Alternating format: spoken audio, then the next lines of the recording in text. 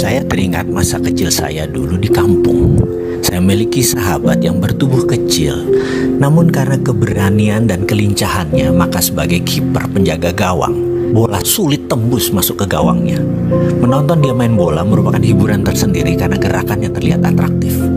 Suatu hari saya bertanya kepadanya apa resep suksesnya sebagai kiper. Lalu dia menjawab, saya kan tubuhnya kecil, maka jika ada penyerang mendekati saya memilih maju agar mempersempit ruang tembak. Kalau saya diam aja di bawah mister gawang, maka kemungkinan saya menutupi gawang hanya 10%. Sementara kalau saya maju menghadang ke depan, ruang tembaknya menjadi kecil, maka saya bisa menutupi 100% luas gawang.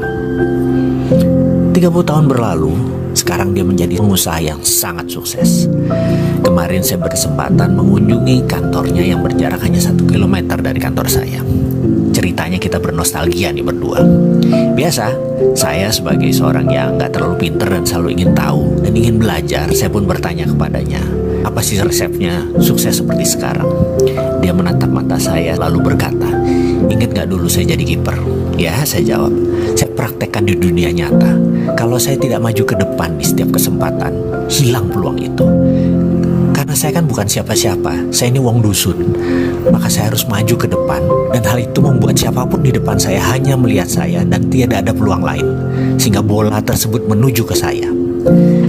Sungguh kalimat itu membuat otak saya berpikir dan mengiyakan sebuah teori sukses yang sederhana ini. Jadi sahabat, kapan Anda maju ke depan mempersempit ruang tembak dan fokus peluangnya semua datang ke Anda? Saya belajar dari sahabat saya tersebut yang bernama Helmi Yahya, seorang entertainment. Dalam perjalanan hidup kita, mengalami naik turunnya ekonomi, ada bahagia, ada penderitaan yang kita jalani adalah hal yang biasa. Tetapi apa yang terjadi kalau kita lebih banyak ruginya, lebih banyak buntungnya daripada untungnya? Pengalaman dalam perjalanan kehidupan seseorang seperti itu saya pun pernah merasakan. Ada turun, ada naik.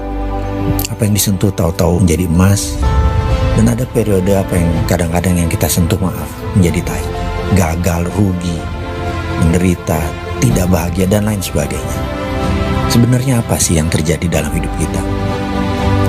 Saya banyak mencari solusi di luar bidang ekonomi, karena saya pikir ekonomi itu gampang. Masalah jual beli, masalah trust, dan itu bisa dipelajari. Di luar itu, ada yang lebih besar dari ekonomi, ada yang lebih besar daripada sekedar uang, yaitu bagaimana memperolehnya dengan gampang dan konsisten terus-menerus dan membuat kita lebih bahagia, lebih sehat, lebih sejahtera, lebih harmonis. Dulu itu banyak orang berpikir bahwa kemakmuran malah membawa hal yang tidak menyenangkan. Iya, karena didapatnya dengan cara tidak benar. Tapi kalau pendapatannya benar, caranya benar, semuanya benar, kebahagiaan pasti didapat.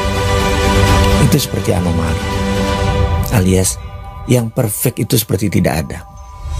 Karena itu saya berpikir, pasti ada sesuatu, cara yang benar dengan perolehan yang tidak terhingga. Sampailah saya ke sebuah tempat di Sydney, Australia di tahun 2000, di mana saya selama 7 hari 7 malam mengikuti sebuah workshop. Bagi saya ini adalah bukan workshop, ini adalah family gathering. Karena di sana kami ber-110 orang dari 10 negara. Singkat cerita, selesai acara itu, saya hanya berkata dalam bahasa saya, mek ngonoto, kok gitu aja ya, kok sederhana ya. Jadi ternyata yang selama ini kita pikirkan rumit sekali untuk sukses, untuk bahagia, dan itu bergandengan tangan ya, bahagia, sukses, sehat, dan memiliki kemakmuran tak terhingga itu kayaknya nggak mungkin atau rumit gitu ya. Ternyata enggak tuh gitu ya. Tapi ada sebuah hal yang masa sih di kepala saya gitu.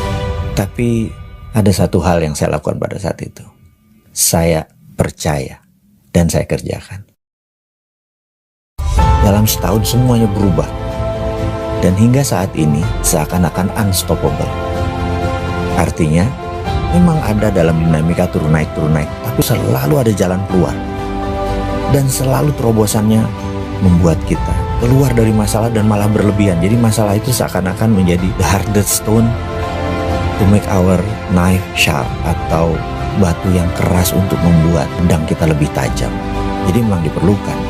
Kalau dulu tuh kayak batu sandungan tuh kayak bener-bener tembok yang nggak bisa kita break. Ternyata diperlukan hanya untuk lompatan-lompatan kita yang lebih baik.